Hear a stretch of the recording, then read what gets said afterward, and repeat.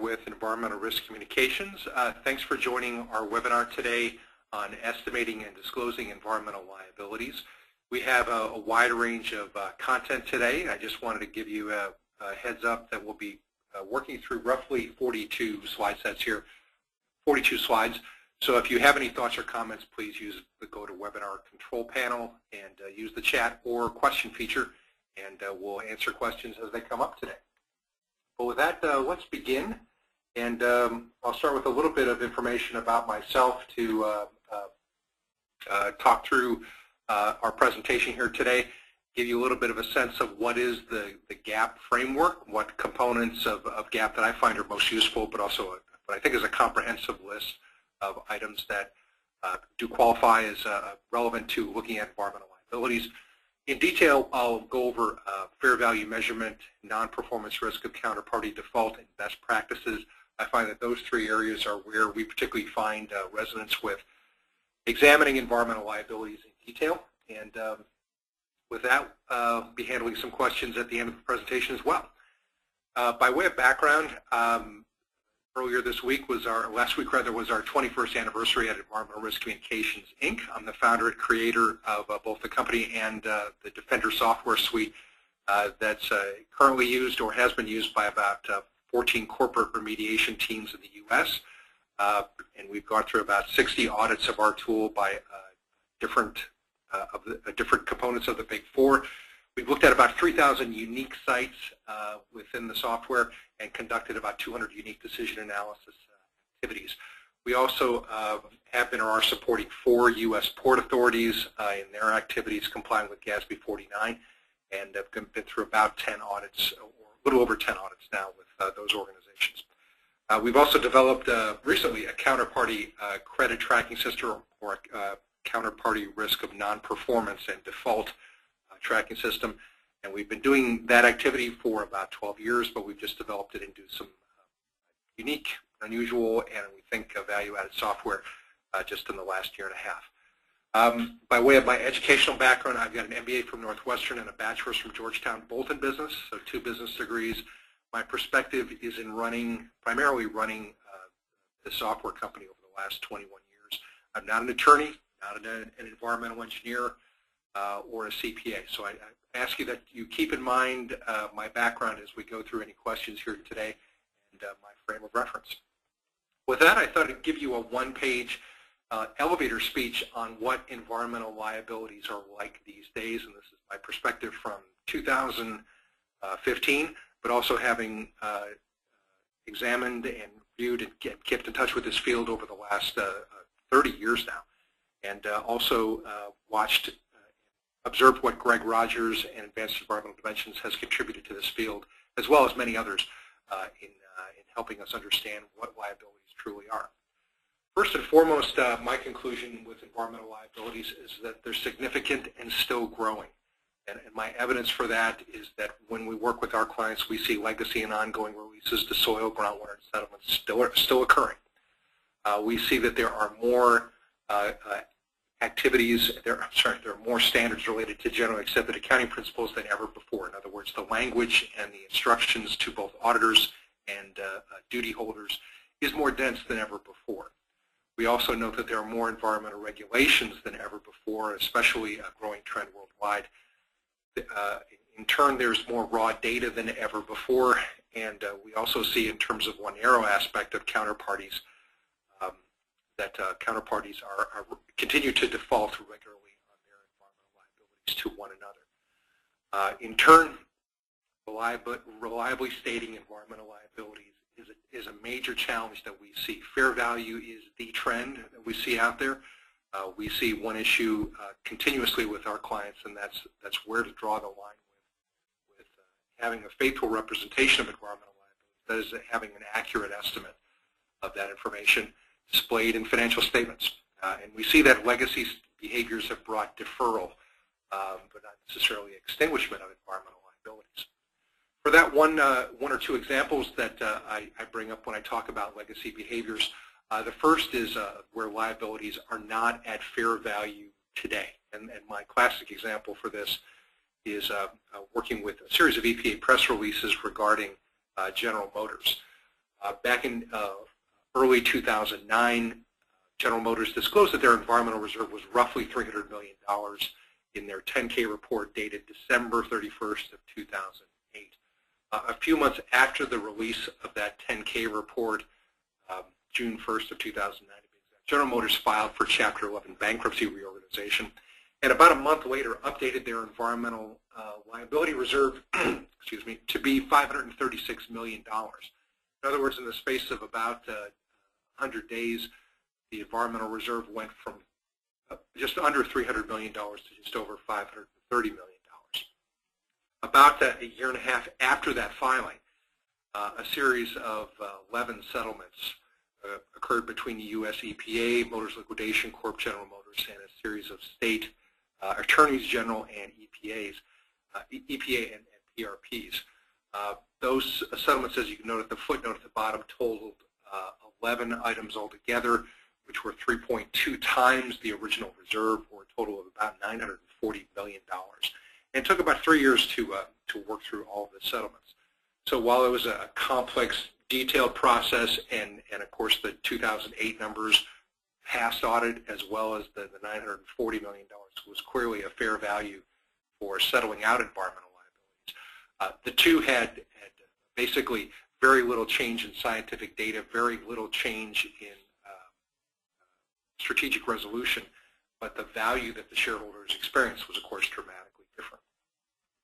The other example that I come up with, this really could be a large number of companies covering a wide range of industries, but in this example, I pulled out numbers out of the Honeywell 10K reports just to show an environmental remediation reserve moving out over time. And you'll note that the company's environmental reserve was clocked in at 1996 at around $450 million, and most recent data that I had December 31st of 2013 is that it was at around $650 million. In other words, it had basically done a round trip, inflation adjusted, back to where it was just about 20 years ago. In that meantime, over that 18-year period, the company has noted that it spent $3.3 billion against that reserve. So basically, as it put money in, it spent it out, and as it spent it out, it put the money back in. So it's basically more or less financially running in place in terms of the balance sheet, although, of course, remediating a wide number of sites and discharging a wide number of liabilities.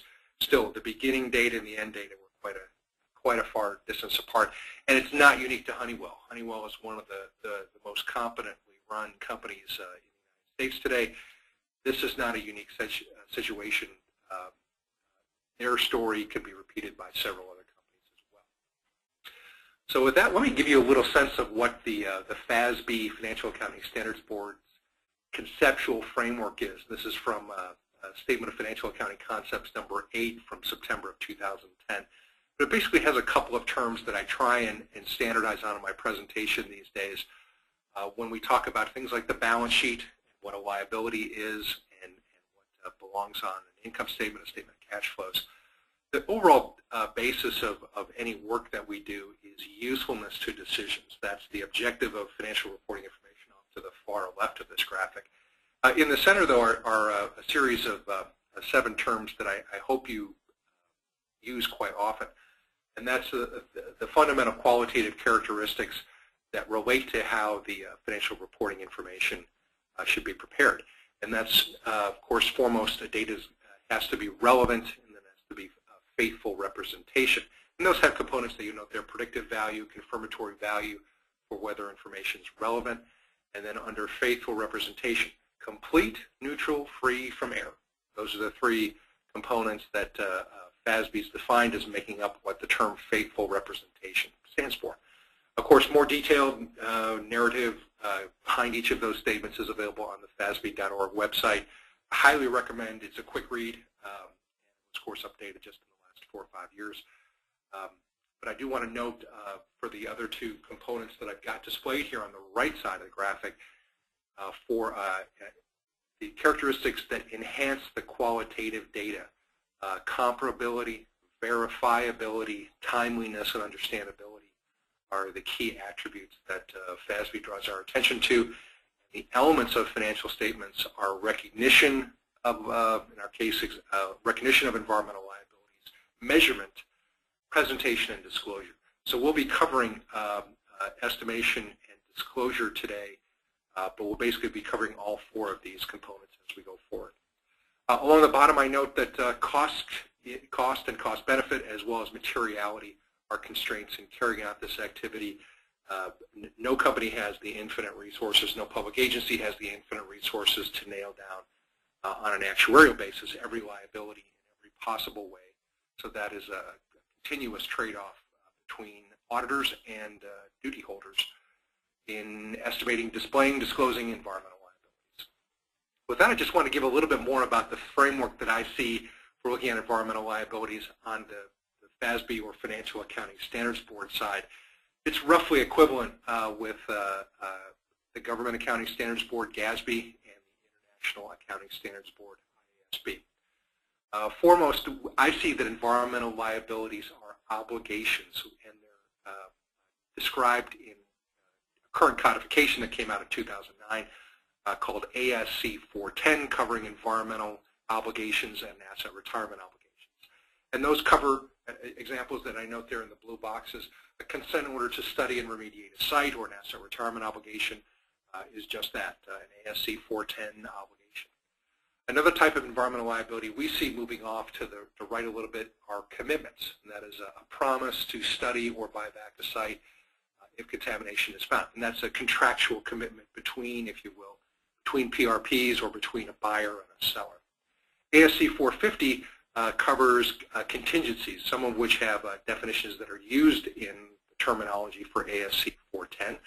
But ASC 450 contingencies are, for example, a settlement agreement to share in the past costs of a closed circular or Superfund landfill. Under guarantees, under ASC 460 would be things like a financial assurance instrument to a regulator for performance of an activity like RCRA monitoring. The key GAAP sources that I see, just to take the lens out and look at domestic and international GAAP sources, are FASB with ASC 410, 440, 450, 460, as I cited in the previous slide, as well as 820, which covers fair value measurement. GASB statements 18, which covers landfill closure costs, and 49, which cover pollution remediation obligations, and then a draft that's been produced by GASB on applying fair value measurement principles to public agencies. IASB has IAS 37 covering contingencies and provisions, along with an addendum, IFRIC 1, IFRIC 5, which covered decommissioning costs, and then IFRS 13, which covers fair value measurement. For disclosing, which is another activity aside from the estimation, display to management, presentation of management, and so on, the SEC has a wide range of regulations covering what needs to be displayed and disclosed to shareholders, investors, managers, internal management, board members, and so on. A principle of this, which I see regularly cited, is Regulation SK. There are several others that are components of that or separate items. The SEC is just a separate standard setter. I do want to point that out. On the federal law side and associated regulations, Sarbanes-Oxley from 2002 and Dodd-Frank of 2010 each added to the obligations, added to the duties that companies and public agencies have to comply with GAAP. Another standard-setting agency is the Public Companies Accounting Oversight Board, or PCAOB. That's part of the Securities and Exchange Commission. And particularly, I've really found value in reviewing AU 336 and Audit Standards 5, 12, and 15 for specific instructions about how auditors are obligated to review the financial statements of duty holders. The American Society for Testing Materials, finally, ASTM, has produced a wide range of standards related to managing environmental liabilities. The two that I find most useful, E2137 on estimating monetary costs and liabilities, and E2173 for disclosure of environmental liabilities. Those are what are called standard guides, which are slightly different from standards, but basically the ASTM.org website carries that information as well as the respective data is carried by the respective copyright holders for those documents. So my high-level view of GAAP for comparing FASB with the Government Accounting Standards Board and IASB is basically to look at the terminology of what an environmental liability is called. And for ASC 410, for example, these are called, used to be called environmental remediation liabilities, now generally called environmental obligations. Under GASB 49, pollution remediation obligations are now the term of art. In IAS 37, provisions, contingent liabilities, and other related terminology applies there.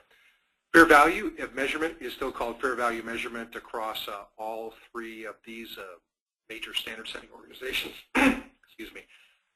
Commitments are really the domain of FASB and IASB, as are contingencies. However, there's a GASB statement, GASB 10 statement on contingencies, as well as statements across all three standard setters on guarantees.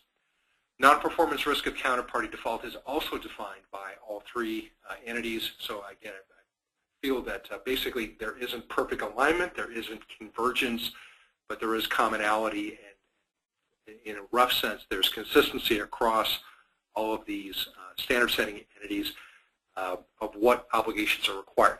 The next 32 slides roughly basically characterize my understanding of where each of those standard setters are.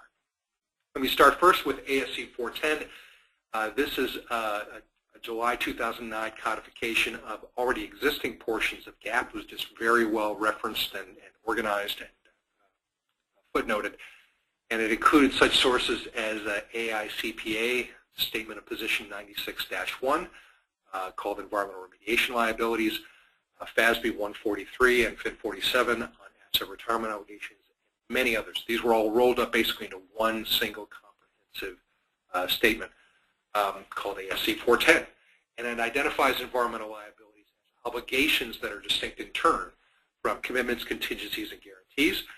Provides for recognition benchmarks, 3 for asset retirement, 6 for environmental obligations, and again restates the preference for an expected value basis, meaning a weighted average of different outcomes, or a weighting rather of different outcomes such as remedial technology. A factoring in of events like remedy failure, adding in layers of costs such as corporate overhead, working capital costs, including also the non-performance risk of counterparty default and a risk transfer premium. That's really a quick overview, but those are some of the key components that we see in looking at ASC 410. And looking at the Government Accounting Standards Board Statement 49, Statement number 49 on pollution remediation obligations. Just want to note it's nothing new. It was issued in November 2006. Obligations are distinct from contingencies and guarantees. Recognition is based in turn on 5 recognition benchmarks, which I'll get to in a little bit. Valuation is updated in turn on 5 obligating events, which again provide a basis for a duty holder to determine whether or not it's time to update an estimate independent of the simple passage of a single year. The basis valuation in GASB 49 is a little different from the rest of FASB statements in that there's a strict provision for no inflation, no discounting. Current value, in other words, has to be used, but there also is the same statement in addition to current value of using expected value, of weighting in outcomes, remedy failure, overhead, non-performance, counterparty default risk. But there's an exclusion, or at least a preference for clearly articulating whether there's a risk transfer premium or a profit in place, valuing environmental obligations or pollution remediation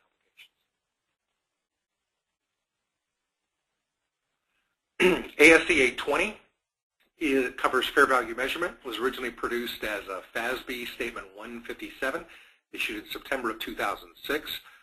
Became ASC 820 in July of 2009 with the release of the Accounting Standards Codification. Fair value was defined as, at the time, as a current market price, very roughly, current market price between similar owners in an orderly market. Again, FASB 157, ASC 820 are both in the public domain. If you'd like the more comprehensive, detailed definitions, I really encourage you, but the elevator speech version is those 3 phrases: current market price, similar owners, orderly market. It also provides for a 3-level definition of what is in a value that makes up a liability statement. In other words, a liability can and often does contain components that are either level 1 or level 2, or by default, level 3. So just a little bit on the definition of each of those components. Again, the full definitions are within ASC 820. Level 1, which is preferred, is something, for example, like a quoted price in an active market for identical liabilities. In my example, when I take away a level 1 liability, I look at the quoted price for landfill space at a Class C, for Class C materials, being quoted today at $84.50 per ton. Level 2 is a cost input to an environmental liability, which has some observable inputs in a less active market and similar but not identical liabilities. So I see that as, for example, operating a 20-gallon per minute groundwater pump and treat system that has an annual utility cost of $8,000 to $10,000. And my basis for saying that's a level 2 is that the observable inputs are things like what is the power consumption of the pump, what are comparable sites like, what is the utility rate for a specific zip code where the groundwater pump and treat system is being operated, what is the local utility charging. Consequently, power draw utility rates give you some level 1 inputs to give you a level 2 component of an environmental liability. Level 3 is basically everything else, which basically covers the unobservable inputs where there's little, if any, market, or essentially that there are unique liabilities. It's too easy to just call everything a level 3. I assert to you that it helps auditors, helps with knowledge management to capture as many level 2 and level 1 inputs as possible. I'll give you some examples of those later on and how to do a fair value measurement term sheet. But I basically see this as one of the challenges that we work with in helping our teams, our clients, work with our Defender software, and that's getting out of the simple Excel spreadsheet describing an environmental liability and getting into describing the inputs that went into the numbers therein, which are often level 2 and level 1 observable and somewhat observable inputs. With that, I just want to give you a sense of what fair value fluctuation can and should look like, and I don't have any surprises for you here today, but I just want to ask you to intuitively watch something over the next few months. One of the notable aspects in our economy going on today is oil has decreased in price from roughly $100 a barrel 6 months ago to about $50 a barrel today. And I just want to ask you to step away from the slide for a second and just intuitively imagine if you have an asset related to that productivity, related to that oil price. For example, a pipeline, an oil well, a tank battery, any sort of income-producing asset. The fair value of that asset would intuitively be strong, significant, when oil is at a healthy price like $100 a barrel. And we have historical data of what a healthy price for oil is like.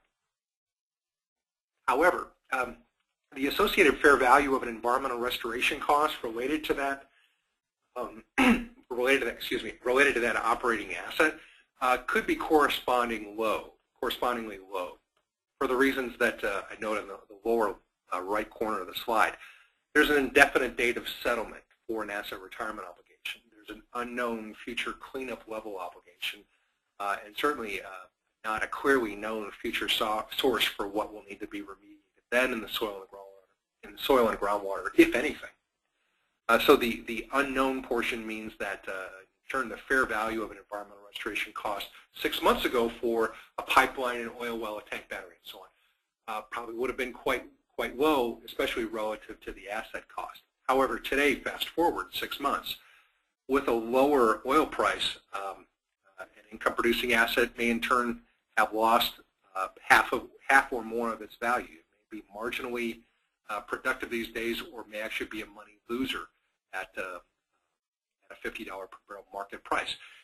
We expect, I'm sure we all expect to have our own expectations about how long of a duration we'll see $50 a barrel oil, or lower or higher, but it's a guess from where we are today. I'm just pointing out for today, the fair value of that operating asset, if it was a significant number before, may be less today. It's something to test for and look for, the impaired value of that asset. And in turn, it's appropriate or reasonable to look at the fair value of that environmental restoration cost. For example, if an oil well is shut in, if a tank battery is decommissioned, if a pipeline is taken out of service or abandoned, in turn, is there an accelerated fair value for that environmental restoration cost. If a company in turn that owns operating asset that's lost a fair amount of value and decides to sell off not only the operating asset but also the embedded environmental liability, it does have to go through a process of marking that information to market using the current price of roughly $50 a barrel. That in turn means the settlement of that will be now. In turn, the valuation of that environmental restoration cost will be based on today's cleanup technologies, today's cleanup regulations, today's knowledge of the source.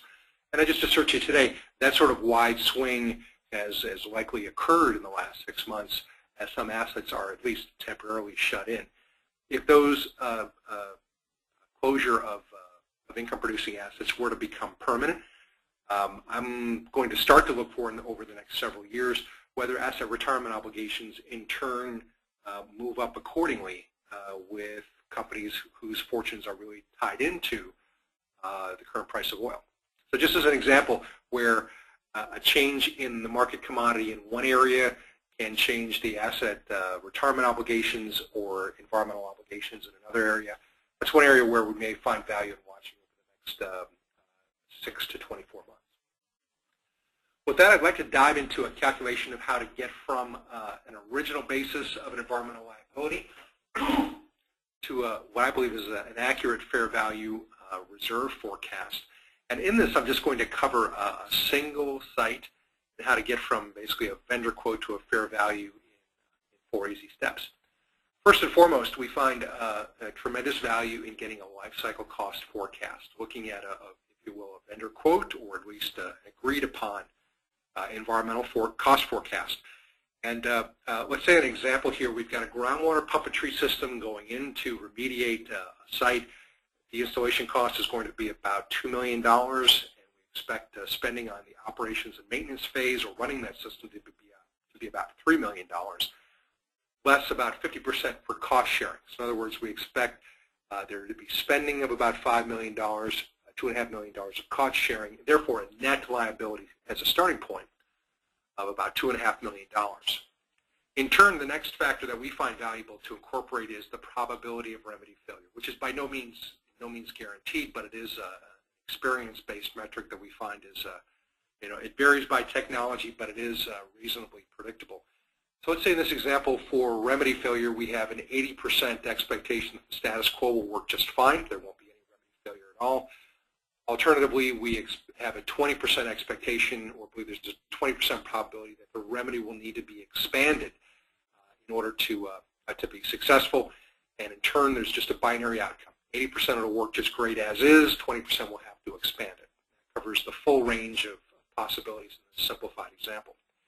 We believe that incremental cost will be about $4 million, less the 50% cost sharing, meaning in turn, the next line there, I just described the math of an 80% probability of 0 plus a 20% probability of an incremental $2 million means an expected value impact of $400K.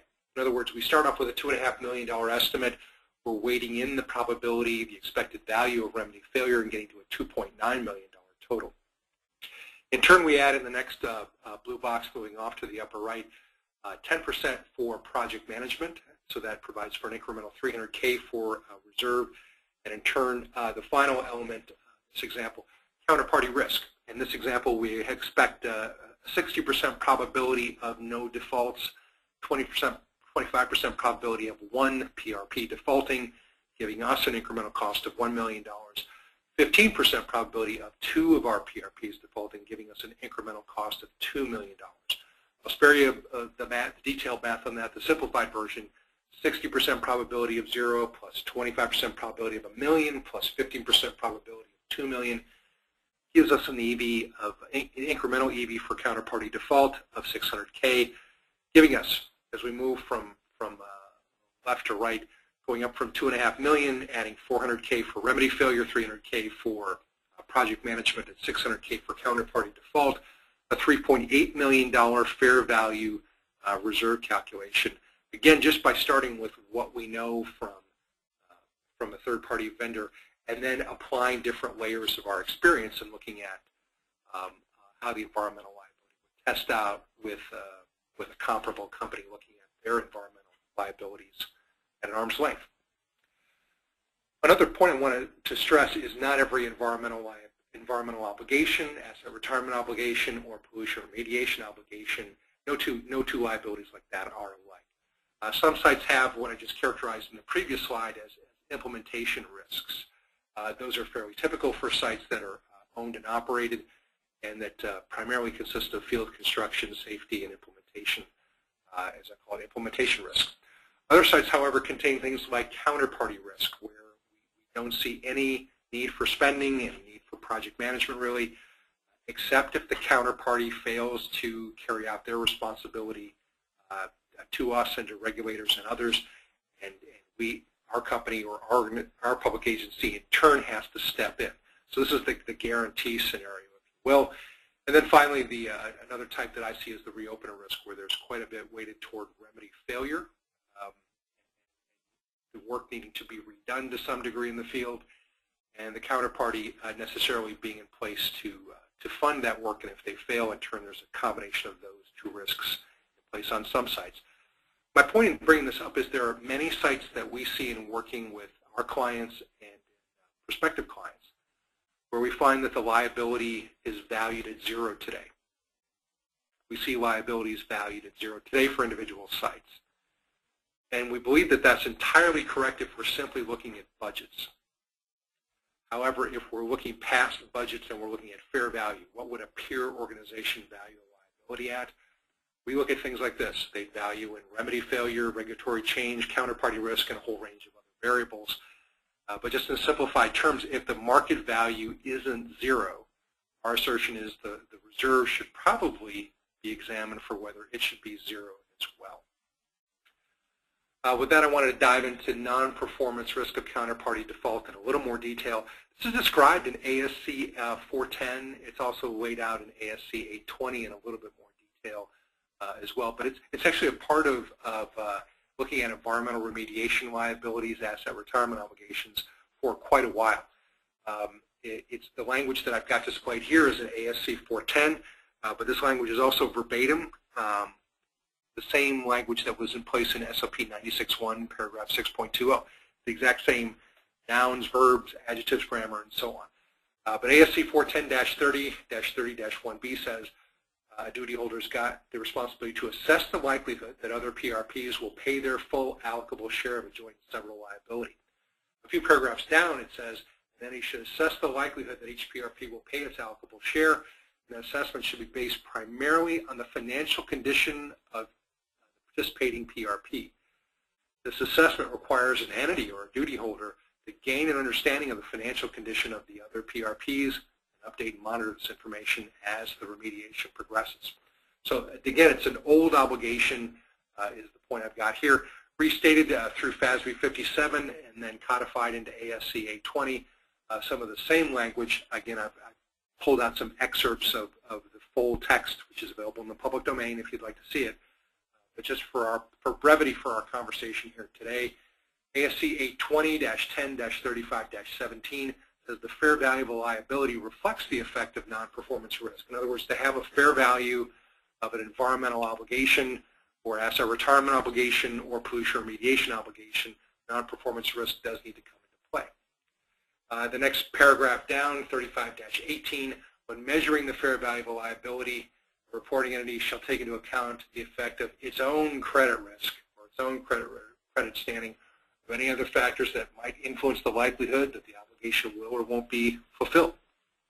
Meaning that in addition to adding a premium in for counterparties defaulting, a company does need, or company and public agencies have got the responsibility to back out, however small, the incremental impact of the organization not paying its own environmental liabilities off. I bring this up because this language verbatim was in effect when General Motors was experiencing financial difficulties in 2007 and 2008, and as it went into Chapter 11 bankruptcy in 2009, I kept reading the 10Ks and seeing if in the course of preparing its $300 million environmental reserve, General Motors said, you know, our condition doesn't look so hot. We're not sure if we're going to be able to pay our own way, and if this $300 million is really going to be everything that's due. In case we can't pay most of it, we might only pay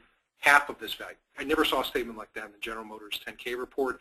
They never, as I saw it, applied this portion of GAAP to what they were evaluating as they went ahead and booked their liabilities in the run-up to their bankruptcy. But again, it's a portion of GAAP that has, again, been around for approaching 10 years now. This FASB 157 and then ASC 820. So who are these counterparties that we're interested in watching? Well, basically, I see the environmental counterparties as any party who's retained some or all of an environmental liability, whether it's an ARO, an environmental obligation, a pollution remediation obligation related to one of your assets. And those are entities like successor property owners or tenants, predecessor owners or tenants, JV partners, working interests on partnerships like oil and gas wells. PRPs clearly on a multi-party site cleanup. Those are definitely your counterparties, as well as their insurers, if they're in turn retaining custody of an environmental liability. State and federal agencies that fund orphan share contributions or allocations, they're also your counterparties. And state and county municipal governments do go into reorganization. It isn't an exception basis. It does happen. The order of dozens of entities do go through bankruptcy or reorganization every year. It's not entirely unusual, and it's not limited to one or two cases like Detroit. It does have a frequency that is knowable. Other counterparties that we see out there, landfills that are accepting new waste from current projects. I'm not referring to the publicly traded entities. Those seem to be quite healthy, very strong balance sheets. I'm referring to waste management or public services as two domestic U.S. examples. But landfills that are accepting waste that are perhaps municipally owned and operated, landfills that are owned by small privately held businesses or family partnerships, those are also your counterparties. And landfills, in turn, that accepted waste from your projects in the past. This is, for some companies, the #1 source of future environmental liabilities will be reopeners of landfills that have not successfully closed, therefore need contributions from previous customers or generators that sent waste to those sites. Any multi-party sites where your organization is the PRP group's banker and contracting agent is another situation where you've got environmental counterparties, as well as the other examples that I've got listed on the page. This is my working list. There isn't a list in GAAP that says this is what a counterparty is. This is my experience of what is a working list of environmental counterparties. I do ask you a favor. If you do come up with any examples or ideas of who those are, feel free to drop me a note. I'd love to hear what your thoughts are on environmental counterparties. Moving forward to how to use this data, one point that I want to underscore is that not every large company has the same credit rating. Not every one of them have the same ability to pay over the long term. Consequently, I just wanted to scale out, just as we do for one of the projects that we monitor, where each of the component members that are contributing a share to cleanup costs, where each of them are on this bell-shaped curve of ability to pay, of what Dun & Bradstreet calls, in their example, a financial stress score metric, which is one of several that are commercially available and out there today. For example, in the lower left corner, the lowest percentile of financial health are, as of last summer rather, were the operating airlines. Of course, now they're a little bit healthier due to a decrease in the price of oil, but back then they were each in the bottom 10th percentile of the economy. In the middle of the range were companies like Google, Valero, and Walmart, very large companies. In the upper end of the range were companies like IBM and Microsoft. And in the very top were small companies, including my company, but privately held companies that had the guarantees, the personal guarantees of owners for their debt. So they had, in other words, a belt and suspenders visibility to creditors that made them stand out from very large Fortune 500 companies. My point in bringing this out is that it's possible to look at each company, any company today, and see their credit scores today, just like it is possible for individuals. It's possible to see this data 24 hours a day. Second point, companies are moving across this curve. They're not staying in one place over time. They're moving. Third point, and this will be a topic for another webinar on another day, they're actually moving faster than ever before. And they're moving bigger distances within a year, within a decade than ever before. In other words, it's getting more and more interesting as we go forward, as the economy becomes more dynamic. The long-term guarantee that a deep pocket large company will stay anchored in the place that it's at, displayed on this chart, that guarantee is diminishing in value as we go forward. With that, I just want to give you an example of the types of calculations that we do at ERCI for non-performance risk of counterparty default. And this is just an example I'll talk through in the space of a few minutes. If you have any questions about it, we have a webinar coming up in the next few weeks, in March, covering how environmental counterparty default is calculated and how it looks. But I just want to give you a quick example of how the calculations function. Let's say in this example we've got 5 potentially responsible parties, each of them having a 20% share of a site. Let's again also assume we've got $10 million in future costs over the next 10 years. So in other words, group spending will be $1 million per year over the next 10 years. And we've got a random mix of credit ratings among the 5 parties, and that ours is financial stress score class 1, the best possible score. So with that, you note the table, and I'll just read off the columns here moving left to right. PRP, A, B, C, D, E, F are the 5 different parties. Each of those is in turn assigned a percentile within the financial stress score class, which is the 3rd column, 1, 2, 3, 4, and 5. That in turn has an associated probability of failure in the 1st year and a probability of failure by the 10th year, which are calculated and unique to each party, and also fluctuates year to year.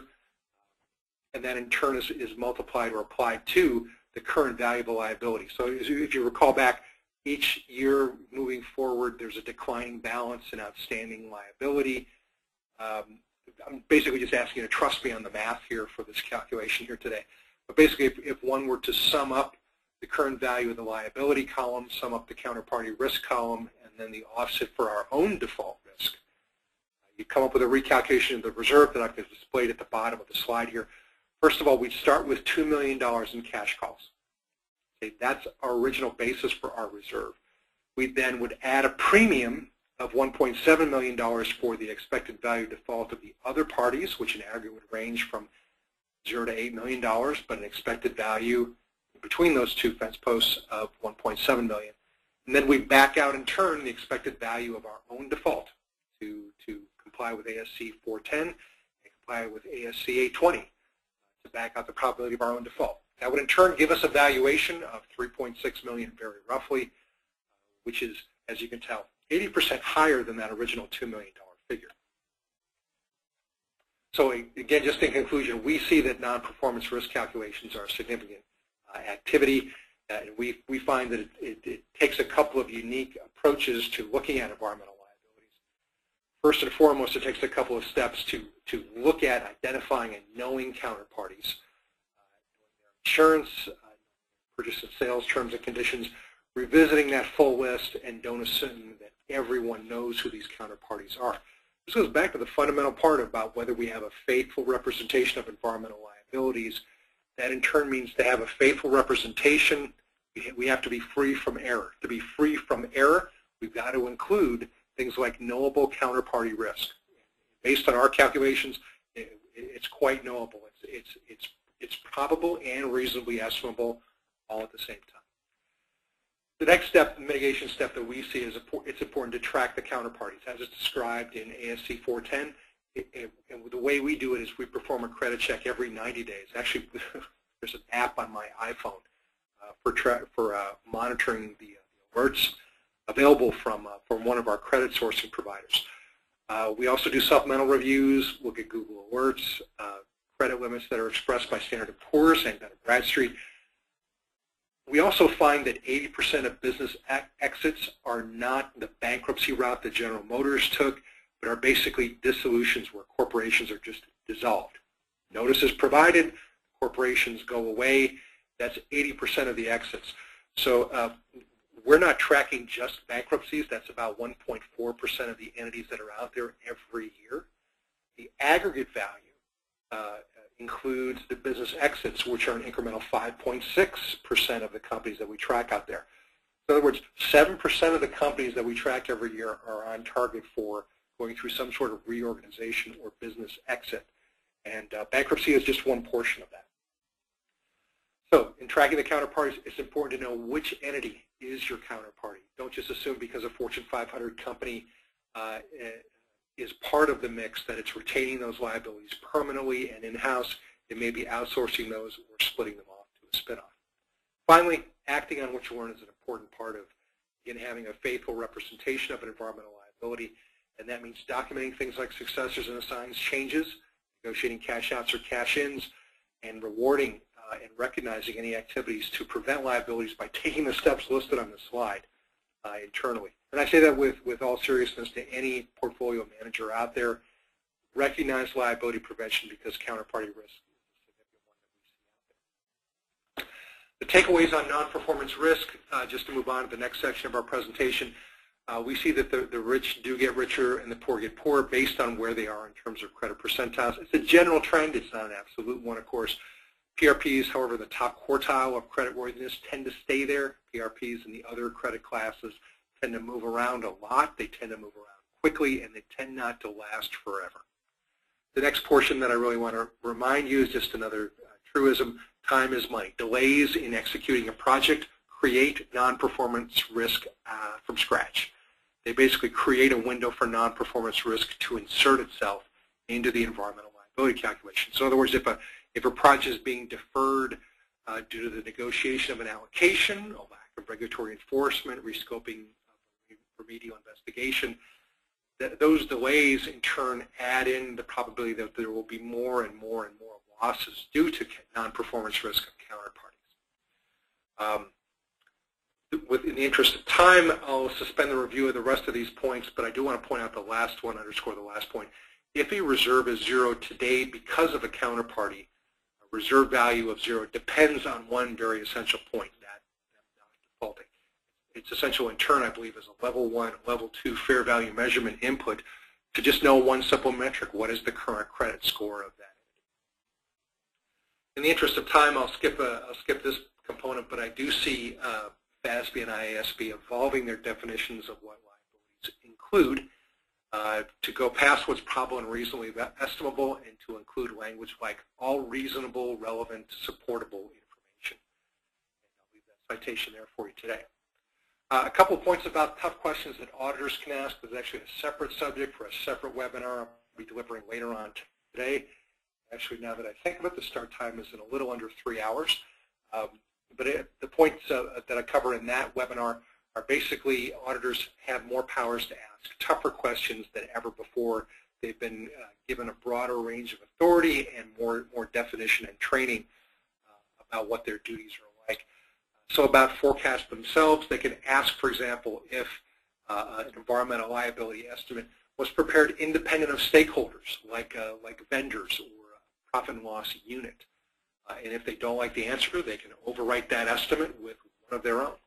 They can ask if the estimate's been peer-reviewed, if it's large enough, if it's been bracketed to generate an expected value, if it's been bracketed with consistent confidence intervals.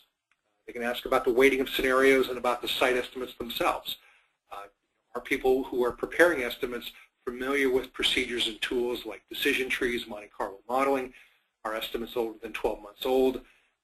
They can ask really a whole range of tougher questions that just really put the onus on having a relevant data that's currently available, as well as a faithful representation of environmental liabilities. The enforcement of that comes through things like this: Audit Standard 15 from PCAOB, where an auditor needs to check if there's sufficient, reliable, appropriate data, and if there are assertions, check if there are misstatements. In turn, one of the most interesting recent releases has been PCAOB AU 336 about using the work of a specialist. This was originally stated in SAS 73, but just reinforced when AU 336 was released with this defining terminology, December 15th of 2010. 336.08 says an auditor should evaluate a specialist's qualifications and determine if a specialist's objectivity is impaired. 336.11. 336.13 says an auditor should determine if the financial statements and as an aggregation and specialist statements as components, if those line up. And if they don't line up, to adjust the math and act accordingly.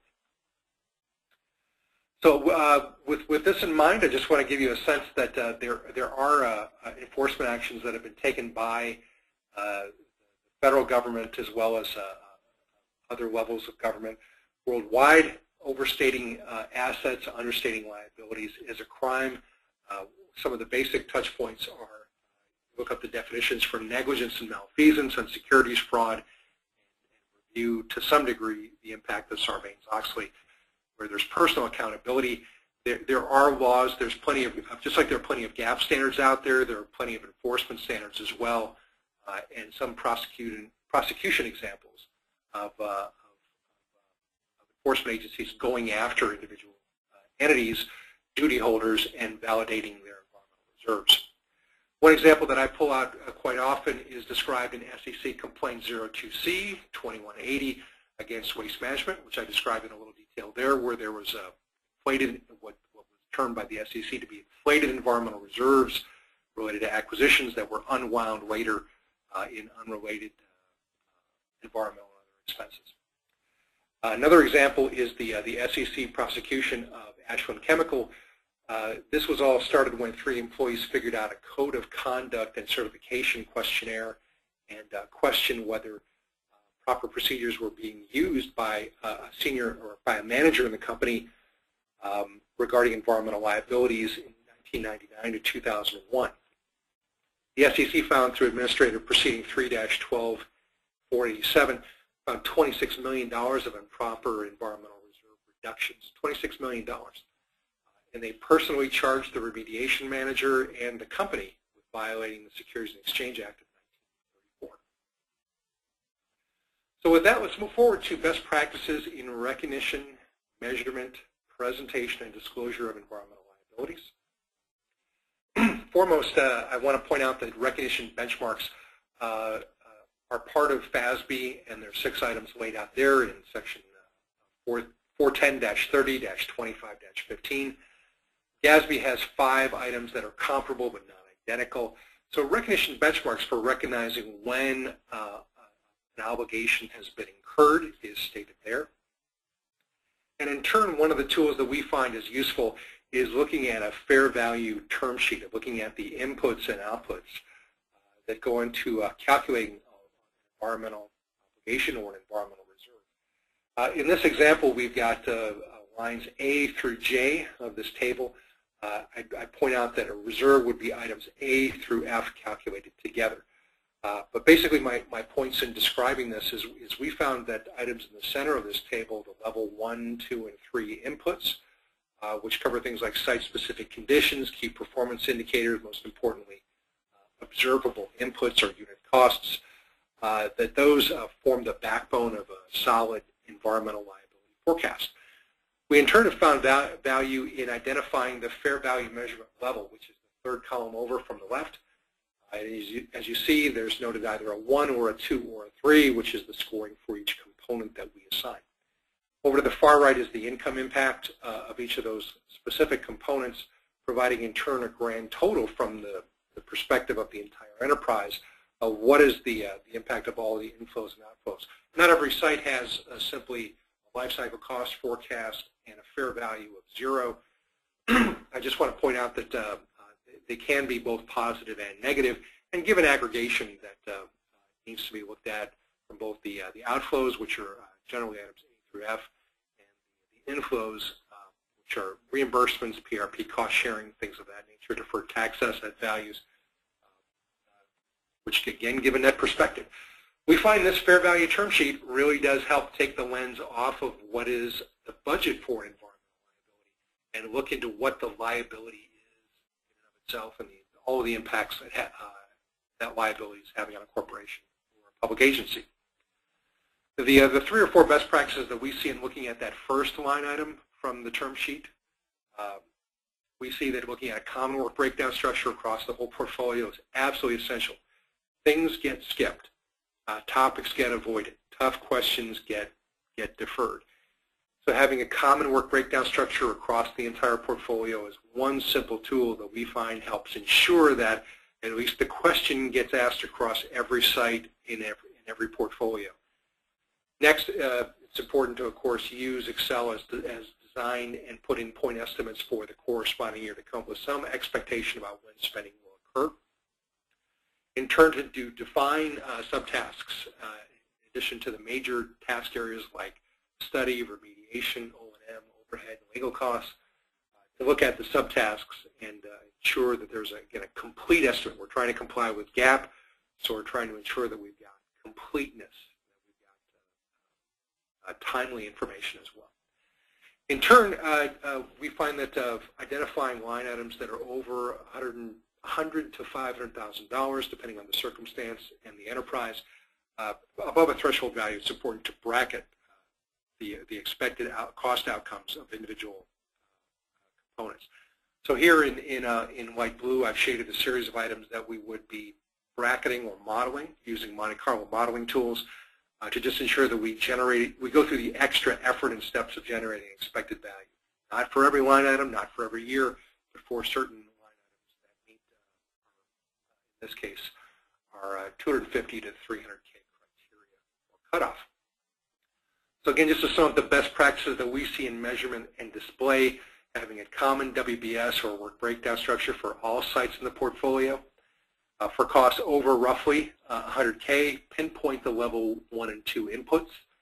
For example, things making statements clear like we expect to have 4 years of O&M after excavation wraps up. Groundwater pump and treat system is based on X number of pour volumes, a 5-year term, a single flood event to reach the 50-gallon per minute design requirement. Again, this is a person with 2 business degrees saying this, but these statements can come out of consultants and internal project managers if they're asked for the level 1 and level 2 inputs. What are the observable inputs in the estimate? If they're not asked, however, year after year after year, estimates can just simply drift without the value added of these components. Finally, another activity that we find is incredibly useful is seeing the justification for revising the weighting of scenarios. So simple statements that get added to project notes like we completed a DA exercise in June of 2016, or we reweighted the 3 scenarios after a community meeting and email exchange. Simple statements like that lay out the idea of how did we get to this critical point of changing our scenario weighting and in turn changing our expected value of our liability. This goes back to documenting with a faithful representation and with being free from errors, just what our thinking was and making our thinking process transparent. In the interest of time, I'll skip a section here about capitalizing liability spending, but there is value in evaluating whether environmental liability can be discharged with the capital project, basically because it's not only faithful and consistent with GAAP, but it also describes the opportunities that an organization may have in applying for tax credits, loans, grants, and other associated offsets. The best practices that we see for reserve display are basically laid out in the following, where there's an opening balance, reserves are increased for new sites or additions, then estimates are updated in the following line, and finally spending is netted out. We see that this 5-component model used time and again.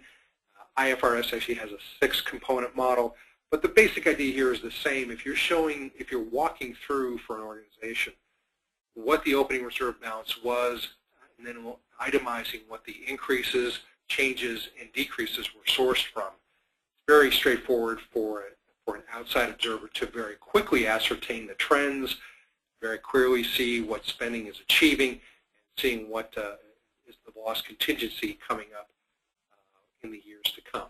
We find that this is just basically best practice, but also described in ASC 820-10-50-2 is not just a good idea, but an essential way of doing things. Another part of conducting an environmental liability review that we see as absolutely essential is bifurcating the loss contingencies out and putting them in something called a watch list display. So this is what's outside of the reserves. Reserves are the visible portion of the liability that are put onto a balance sheet. The watch list is the not yet visible portion, where not everything is clear enough to be put out into the balance sheet of an organization. This waterline or difference between what's a reserve and what's a watch list item, that waterline is set in consultation with a wide number of stakeholders, typically auditors, board members, and senior managers. The idea is that, the concept is that a reserve and a watch list together would be the full life cycle liability. If you permit me a moment, that would be in turn the fair value would be the reserve plus the watch list. What does a watch list look like? I'll give a couple examples here. Version 1 is basically where there's a site display in the first column, a recognition trigger, which would be something like a recognition benchmark or an obligating event. Third column in turn will be the probability of that recognition trigger even happening. The following three columns will be the low, expected, and high value of that event occurring, and then the final column will be the timing of that recognition trigger to work itself out, which can be a range of dates or a range of years. We find that we found through trial and error that this type of watch list display works best. We've also got characterized a different type of display, which I call B2, which basically has the same sort of data broken out by site, and then in turn lists a recognition trigger, an amount and probability, and then a date, an expected date of that recognition. This in turn lends itself to a display, a very clear display of the metrics over time, so that an incremental series of reserve increases can be viewed in more detail.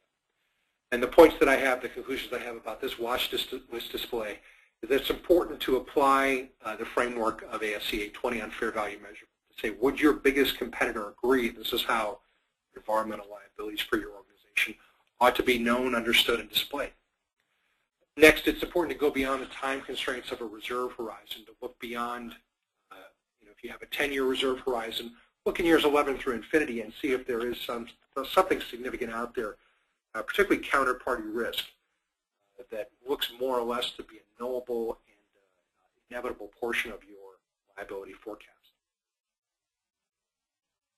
So just to sum up our our presentation today, GAAP is a comprehensive and evolving body of work. There are plenty of rules and components that make up generally accepted accounting principles today. If you work for a company or a public agency, your current reserve policy tools and training might not be applying fair value or counterparty risk tracking yet. Therefore, in recognition and measurement, I just want to underscore the appropriateness of using fair value measurement and avoiding aggressive use of the terms probable and reasonably estimable. My experience is those work against numbers being relevant and a faithful representation. Finally, in recognition and measurement, it's important to know your counterparties and treat non-performance risk like any other type of environmental risk. In presentation and disclosure, just in conclusion, it's important to rethink reserve policies periodically, look at the procedures, tools, and training to go with that, develop and display a watch list to go with that. Please keep in mind those General Motors and Honeywell case studies.